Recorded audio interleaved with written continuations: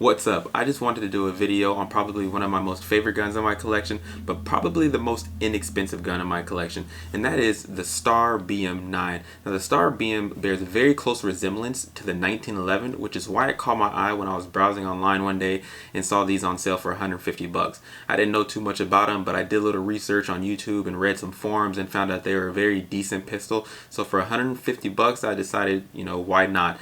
Now the Star BM does come blued and with plastic grips. I opted for wood grips and decided to strip the bluing myself at home, and that's kind of what this video is about, because I do get a lot of questions on how I got my Star BM to look the way it does, and it's very simple, and it probably only costs about maybe 15 bucks.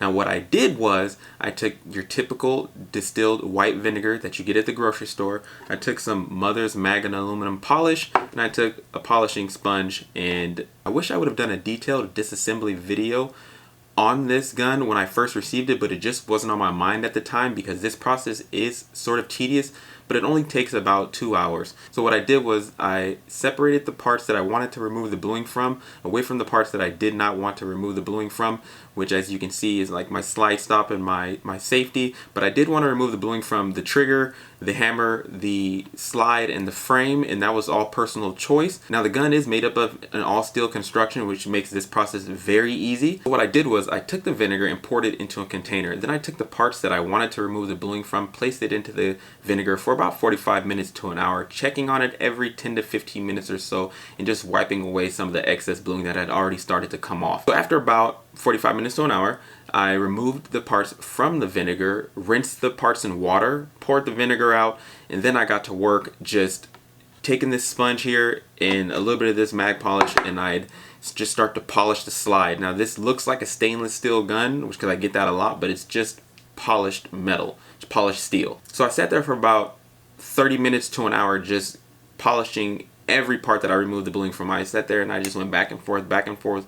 I didn't use any polishing wheels or any electric tools. I just, the polishing sponge, and just kind of went to work on the slide here and the frame, the trigger. And so after about an hour, I'd say about 45 minutes to an hour of polishing this gun, I kind of got it to a shine that I wanted. So some of the feedback that I get, well, actually some of the concern that people have is rust. Now I did this process probably a year ago, and I have not had any issues with rust, since the vinegar does strip the bluing, which does expose the materials, but I've had no issues with rust at all on this firearm. Now what I did was, after I finished polishing it, I did oil the gun very well, and I do polish the gun every few months just as a personal preference, and it keeps the gun nice and shiny and nice and clean, and I keep it well oiled. And I do shoot this gun. This is actually one of my favorite guns to shoot.